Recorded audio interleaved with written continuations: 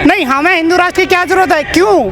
हिंदू राष्ट्र सर गैर बराबरी का है, वहाँ कोई समानता नहीं है। अगर समानता हमें कोई दे रहा है तो वो है संविधान। हिंदू समाज में तो गैर बराबरी है। किसने कह दिया हम हिंदू हैं? किसने कह दिया? मंदिर से हमें क्या मिलने वाला है? क्या मिलने वाला है और क्या मिला हमें आज तक?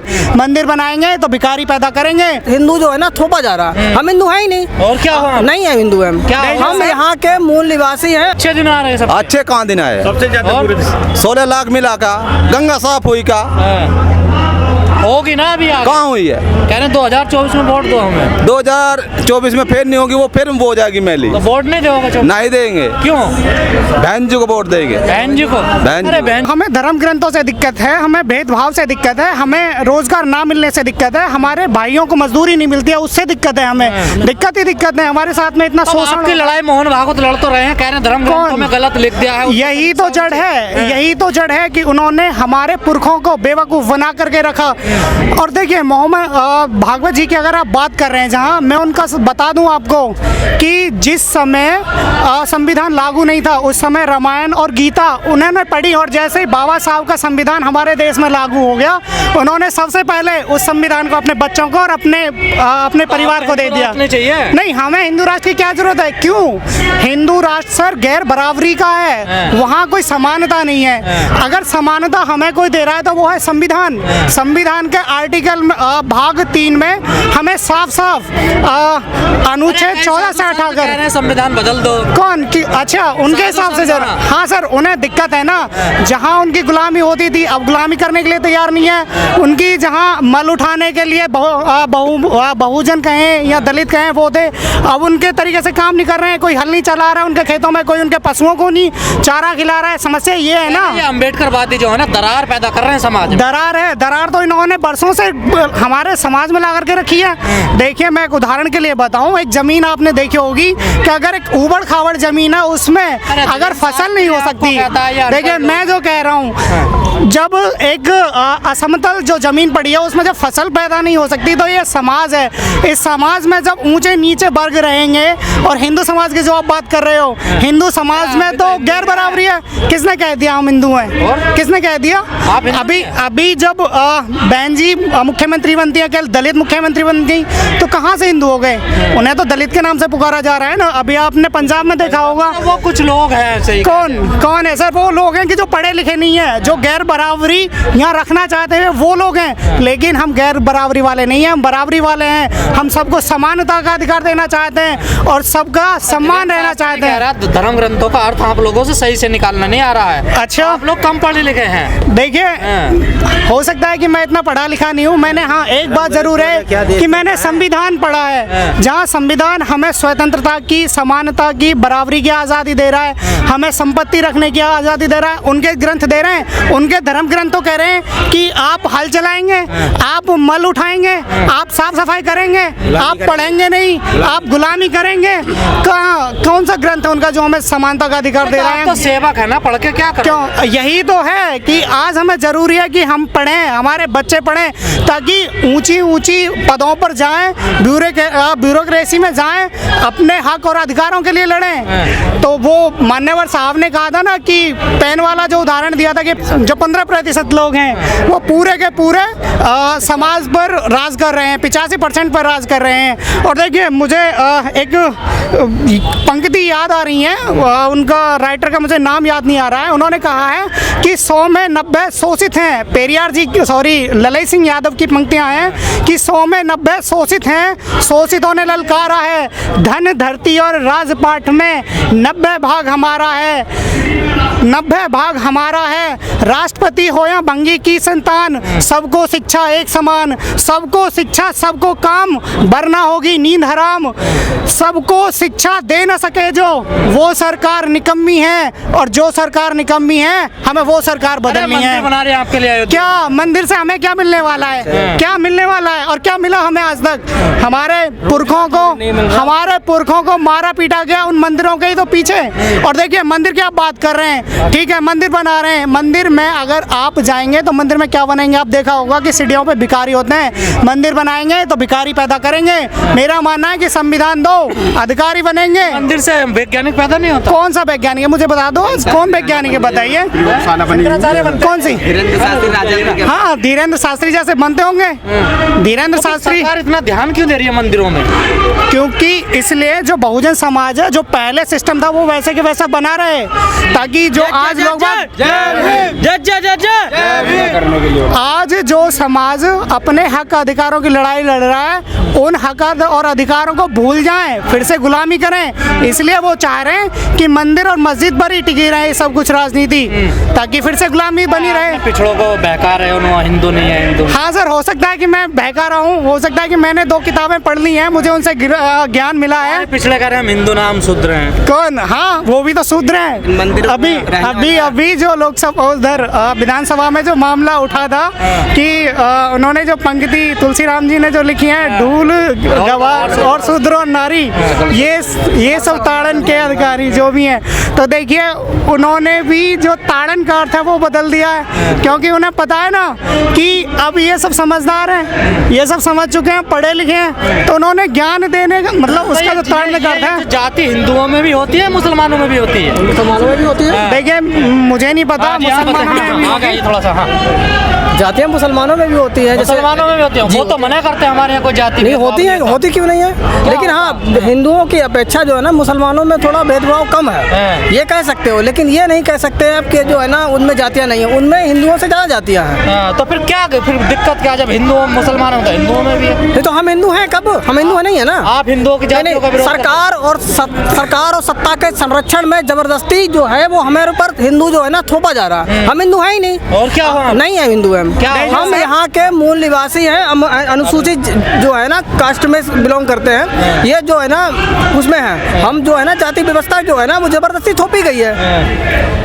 आपकी सरकार रही, आपके जो है ना जब सामंतवादी रही, जब वैदिक सभ्यता रही है, तो आपने उस सभ्यता में हमें जबरदस्ती थोप दिया। हमारी जो बौद्ध सभ्यता थी उसको तो आपने नेस्तानाबूद कर दिया। बगावत कर रहे हैं आप लोग अब। जी, बगावत आज के तो नहीं कर रहे हैं, बगावत तो हमारे फूले पेरियार अम्बेडकर और सभी लोगों ने की है, काशीराम से जी, भगवान बुद्ध ने, ये तो सब बगावती की है ना इन्होंने सबने। लेकिन अब दोबारा से बहुत अच्छी उमंग आई है। मैं जो इसमें राष्ट्रीय दलित प्रेरणा स्थल पे आया हूँ, तो उनकी कुछ खूबियों को देखते हुए, उनकी अच्छाइयों को देखते हुए या उनसे मैं प्रभावित होते हुए तो आया हूँ। वो एक अच्छे इंसान थे, अच्छे इंसान होने के साथ साथ वो हर तरीके से लोगों के दिल में बसे हुए थे, जिस वजह से बहन जी भी उनके साथ मिलकर दोनों ने कंधे से कंधा मिला करके इस तो आखिर अब क्या हुआ है ऐसा जो इतना कमजोर हो गया उनका मिशन? बस हो जाता है, किसी वजह से वजह हो जाती है बहुत सी आ रही, लेकिन अब वो वजह सब खत्म होकर के दोबारा से फिर से जैसे कि अंगड़ाई लेती है कोई भी, वो दोबारा से मामला बन रहा है बीएसपी का बहुत अच्छा, और उसमें सभी लोग जुड़ रहे हैं। सभी 2024 की तैयारी हो रही है। हाँ, 2024 की तैयारी हो रही है, और 2024 में जो एक ऐसा नज़ारा होगा जो उत्तर प्रदेश में फिर से बहन जी मुख्यमंत्री बनेंगे। लेकिन कहा जाता मोदी की काट नहीं है आपके पास। वो ठीक है, वो तो सबके दिमागों में सब बातें आती जाती हैं, कहीं ना कहीं से कहीं ना। तो अब जो है अभी लोग, मैं तो इस बात को नहीं कह, मगर लोगों की जो है कहीं मशीनों की वजह से। कैसे हरा पाओगे 2024 में? 24 में वोटों से हराएंगे। कैसे? पहले मशीनों में गड़बड़ करी थी, अब की बार मशीनों में गड़बड़ नहीं होगी, तो इसलिए हराएंगे वोट। आपको क्यों लगता है मशीनों में गड़बड़ है? हमें इसलिए लगता है कि जहाँ पूर्ण बहुमत से वोट डाला है वहाँ भी हमारी वोट नहीं निकल रही, जहाँ पूर्ण रूप से वोट डाला है वहाँ भी वोट नहीं निकल रही। ये वोट नहीं देते आप लोग? वोट हम लोग तो ठोक के वोट देते हैं, ठोक के वोट देते, देने के बाद में भी मशीनों में डिब्बा बदले जाते हैं। हिंदू मुस्लिम के नाम पे वोट, हिंदू के मुस्लिम के नाम पे भी वोट डिस्प्यूट करा जाता है। जहाँ देखते हैं क्षेत्र मुस्लिमों का है वहाँ दूसरे क्षेत्र के लोगों को ज्वाइंट कर देते हैं, तो इस तरीके से उसके नाम पे भी वोट नहीं मिल पाता। बीजेपी सरकार में क्या नुकसान है? बीजेपी के सरकार में हमको नहीं, सब जनता को नुकसान है। त्राही त्राही मच रही है। पहले सिलेंडर 400 रुपए का मिलता था, आज 1150 रुपए का मिल रहा है। पहले तेल मिलता था। तो जो महंगाई और राष्ट्र हित में है, राष्ट्र हित में काय को महंगाई तो ज़्यादा नुकसान करे गरीब लोगों के लिए। सबसे ज़्यादा नुकसान महंगाई कौन देख रहा है? महंगाई नहीं देख रहा तो हमें ऐसे बाबा जी की क्या जरूरत है जो डोरी डंगा डाल करके और अपने अपने भला चाहे जनता को भला ना हो। राम राज है यूपी में, तो फिर रामराज से क्या लेना था ना। हम तो सबका रामराज तो बहन जी करती थी। रामराज में खाने को मिल जाएगा भाई जी। रामराज में खाने को नहीं मिलने का। खाने को नहीं मिलता, नहीं मिलने का। और कमाएंगे। तो फिर क्यों कहा जा रहा है? कमाई तो है ही नहीं। कमाई कहाँ गई? कमाई कहाँ गई? सब लेंगे बाबा जी। कह रहे अच्छे दिन आ रहे हैं सब। अच्छे कहाँ दिन आए? सबसे ज़्यादा और? 16 लाख मिला का गंगा साफ हुई का होगी ना अभी आगे। कहाँ हुई है? कह रहे 2024 में वोट दो हमें। 2024 में फिर नहीं होगी वो, फिर वो हो जाएगी मैली। तो वोट नहीं दोगे? नहीं देंगे। क्यों? बहन जी को वोट देंगे। बहन जी को? बहन अरे जी। बहन जी को कहाँ वोट देते हो आप लोग? बहन जी को दिए है जब तो यहाँ पे आए हैं। तो फिर हार क्यों जाती हैं?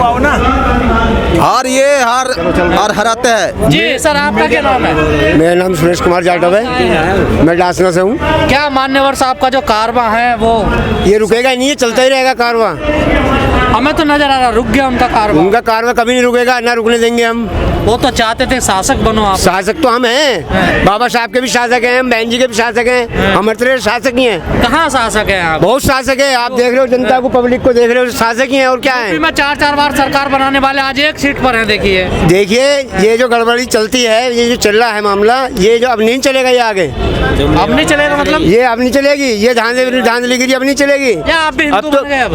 हम तो बीएसपी कट्टर हैं। अच्छा, बीएसपी हिंदू नहीं है आप? नहीं, हिंदू नहीं है हम। क्यों नहीं है हिंदू आप? हिंदू है नहीं हम। क्यों? हमें जिन्होंने सही करा, हम तो उनके गुण गाएंगे। अच्छा ये हमें लाने वाले बाबा साहब हैं, तो हम बाबा साहब भी अमलगेट करें। अच्छा, आप बाबा साहब को मानते हैं? मानते हैं, दिल से मानते हैं, बिल्कुल रोम रोम में वही घुसे हुए हमारे। तो जो बीएसपी से फायदा है, बीजेपी से क्या नुकसान है? बीजेपी से क्या फायदा मिला हमें कुछ फायदा नहीं है, ना बीजेपी से ना किसी से। हमें तो सिर्फ अपने से फायदा है, अपनी को देखना है हमें तो। अरे एक फकीर आदमी है प्रधानमंत्री, देखिए। अरे फकीर आदमी और चलते रहे, फकीर है फकीर, इसमें क्या चलेगा? फकीर का क्या करेगा इसमें? योगी देखिए, बाबा फकीर ये सब चलता है, सब देख रहा है हिंदुस्तान, कोई ऐसी बात नहीं है। अच्छा, फकीर ने सबको फकीर सबको फकीर कर दिया, क्या नुकसान सबको हुआ फकीर कर दिया। सरकार में? एक फकीर ने सबको फकीर बना दिया। अच्छा, हाँ। बहुजन समाज पार्टी जिंदाबाद है, जिंदाबाद रहेगी। अरे वोट तो देते नहीं, जिंदाबाद ही करते हो आप लोग। हम कुछ नहीं करते, जिंदाबाद है, वोट है। लेके आया और सबके हाथ में थैला थमा दिया। किसने? एक आदमी थैला लेके आया और सबके हाथ में थैला। मीडिया तो बड़ा मजबूत बता रही है देश को। मीडिया क्या है? मीडिया तो उनकी कठपुतली है। जी, क्या अच्छे दिन आए आपके भी? भैया अच्छे दिन नहीं आए हैं, बल्कि बुरे दिन आ गए हैं। कैसे? हमारे यहाँ पे रामले ग्राउंड में, हापुड़ में रामले ग्राउंड से लेकर ब्लॉक पे एक संपर्क मार्ग होता है, वो 10 साल तो बीजेपी के विधायक को हो गई है, सांसद भी उन्हीं का ही है। उस रोड का कभी कोई उद्धार नहीं हुआ। योगी जी कहने गड्ढा मुक्त हो गया यूपी। गड्ढा मुक्त तो होगा जहाँ हुआ होएगा, हमारे यहाँ तो नहीं हुआ। गड्ढा मुक्त तो गड्ढा और हो गए भाई।